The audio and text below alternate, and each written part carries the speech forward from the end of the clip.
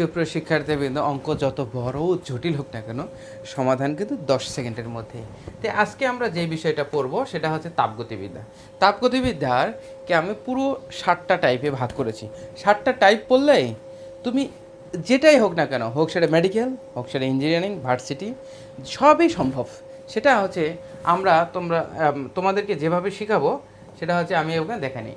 যেমন আমাদের victory BKM academy, ওকে, এই একাডেমির এটা হচ্ছে, তোমরা যদি হোমে যাও, হোমে যাওয়ার পরে তোমরা দেখতে পাবে আমাদের সমস্ত কোর্স সমূহ, যেমন অ্যাডমিশান, ওকে, অ্যাডমিশান সেটা হতে পারে তুমি কৃষি বিশ্ববিদ্যালয়ে ভর্তি প্রোগ্রামে ভর্তি হতে চাও, ইঞ্জিনিয়ারিং ভর্তি, ভার্সিটি মেডিকেল, এবং হচ্ছে এপিপিই রয়েছে, সেটা হচ্ছে আমেরিকান কেউ যদি প্রফেশনাল ইঞ্জিনিয়ার হতে চায় তাহলে এপি পরীক্ষা দিতে হয়, দেন পিই সেটা পড়াই আমরা।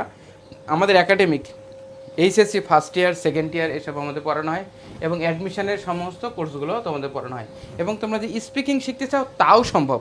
সেটা হচ্ছে কীভাবে সম্ভব তোমাদেরকে আমরা শেখাবো। তাহলে আমরা একটু দেখে আসি তাপগতিবিদ্যার টাইপ 1 সম্পর্কে।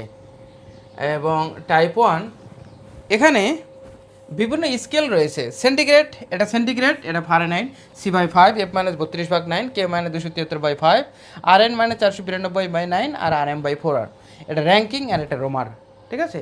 এখন প্রশ্ন কখনো যদি তোমাদের পড়ে যে সেন্টিগ্রেড আর ফারেনহাইট কখন সমান, সেন্টিগ্রেড আর ফারেনহাইট CR/F কখন সমান, সেটা হচ্ছে -40 ডিগ্রি সেন্টিগ্রেডে, ওকে, 40 ডিগ্রিতে সেন্টিগ্রেড আর ফারেনহাইট সমান।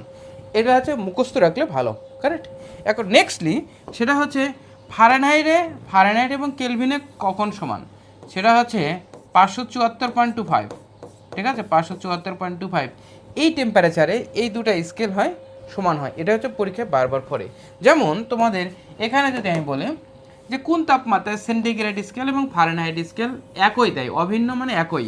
দেখো এই অঙ্কটা পড়েছে হচ্ছে কতগুলো ইউনিভার্সিটিতে পড়েছে, দেখছো কতগুলো, তাহলে এটা হবে কত হচ্ছে -40 ডিগ্রি সেন্টিগ্রেড। আচ্ছা, -40 ডিগ্রি সেন্টিগ্রেড হয়ে গেলে নেক্সটলি বলছে ফারেনহাইট এবং কেলভিন কখন হয়, এটা হচ্ছে 574.25। হ্যাঁ, এই টেম্পারেচার ভ্যালুটা নাই, ওই জন্য হচ্ছে রাইট অ্যান্সার হবে এটা।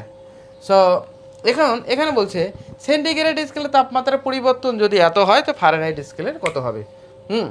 তাহলে তোমরা কি সুন্দর করে এই অঙ্কটা একটু করো।